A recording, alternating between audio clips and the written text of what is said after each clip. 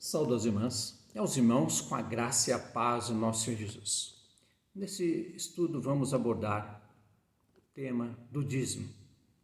É algo conhecido das igrejas, mas também é algo que tem sido ignorado e esquecido. Leiamos Malaquias 3, versículo 10, que é bem conhecido. Tragam todos os dízimos à casa do tesouro, para que haja mantimento na minha casa. Põe-me à prova nisto, diz o Senhor dos Exércitos, se eu não lhes abrir as janelas do céu e não derramar sobre vós bênçãos sem medida. Aqui, uma promessa de Deus, de que ao trazer os dízimos, Deus está abençoando. O que acontece é o seguinte: a igreja terrena de Jesus, ela necessita de recursos financeiros, que vêm de dízimos e ofertas. É aquela questão, quem paga as contas? Nós que trabalhamos no decorrer do mês, recebemos o nosso pagamento e com ele pagamos a água, a luz, o gás, o telefone, os alimentos, as roupas, os passeios, os demais gastos que nós temos no decorrer do mês. Então nós sabemos que precisamos do pagamento para cumprir os nossos compromissos e viver. Agora, quem banca os investimentos das igrejas locais?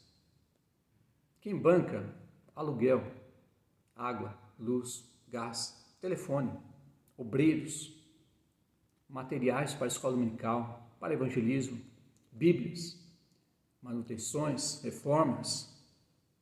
Quem paga essas contas, que são investimentos? A resposta é nossos dízimos e ofertas. Se as igrejas locais não tiverem recursos financeiros, fica numa situação difícil para honrar seus compromissos e investir na obra. É certo que nós conhecemos muito bem aquela afirmação: Deus é dono do ouro e da prata.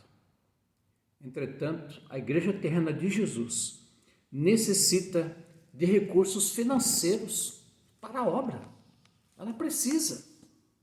Isso não é diferente do mundo, que também precisa de recursos para os seus investimentos.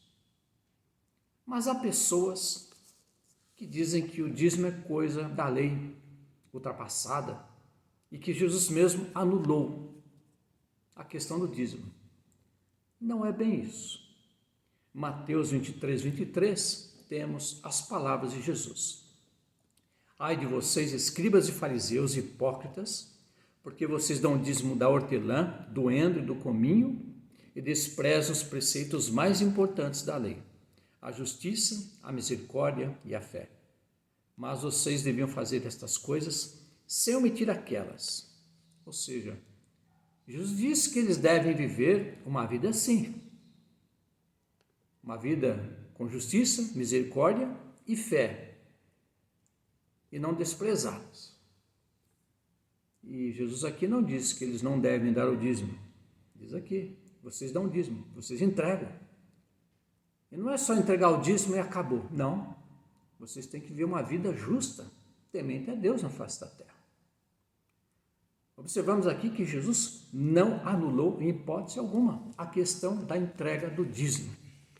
E o dízimo, irmãos e irmãs, nós não damos o dízimo e não pagamos o dízimo.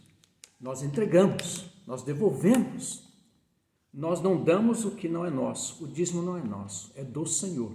Assim, nós não damos o dízimo nos cultos da igreja.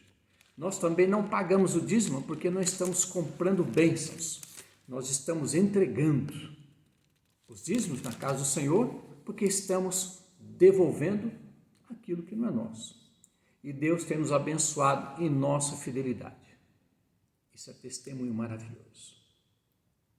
Irmãos e irmãs, talvez você não saiba, mas Jesus também precisou de alguém que bancasse o seu ministério. quem banca a Igreja Terrena de Jesus hoje somos nós, membros. E quem bancava o ministério de Jesus?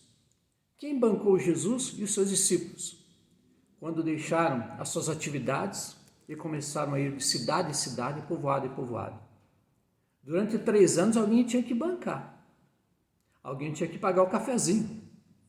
Uma grande verdade, minhas irmãs, meus irmãos, é que para apregoar o verbo é necessário a verba. Em Lucas, capítulo 8, versículos 1 e 3, vamos observar aqui quem estava bancando o ministério de Jesus com recursos financeiros. Lucas 8, 1 a 3. Aconteceu depois disso que Jesus andava de cidade em cidade, de aldeia em aldeia, pregando e anunciando o evangelho do reino de Deus. Iam ter com ele os 12 discípulos, e também algumas mulheres que haviam sido curadas de espíritos malignos e de enfermidade. Maria, chamada Madalena, da qual saíram 7 demônios.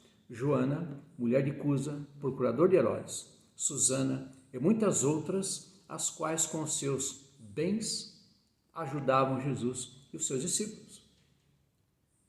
É uma grande verdade, irmãos e irmãs, que as mulheres sempre foram mais sensíveis à causa de Cristo Jesus na face da terra, e continuam sendo até hoje. E diz aqui que elas sustentavam Jesus e os seus discípulos com bens, e bens aqui é o quê? Bens financeiros. Era necessário. Jesus deixou de ser carpinteiro, chamou pescadores e outras pessoas que trabalhavam para ficarem no desemprego, porque era necessário anunciar as boas novas nas cidades e aldeias, e alguém precisava bancar esse ministério, pagar o cafezinho. E temos aqui as mulheres. E observamos que Jesus precisou de recursos financeiros para a sua obra. A Igreja Terrena de Jesus também precisa de recursos financeiros para dar continuidade à implantação do reino de Deus na face da terra. Assim, o dízimo é essencial. Os dízimos e ofertas são essenciais para sustento, investimento e manutenção da Igreja Terrena de Jesus, das igrejas locais. Deus conta conosco, minhas irmãs e irmãos, e que possamos ter esse compromisso, não esquecer que nós temos. Deus abençoe em nome de Jesus.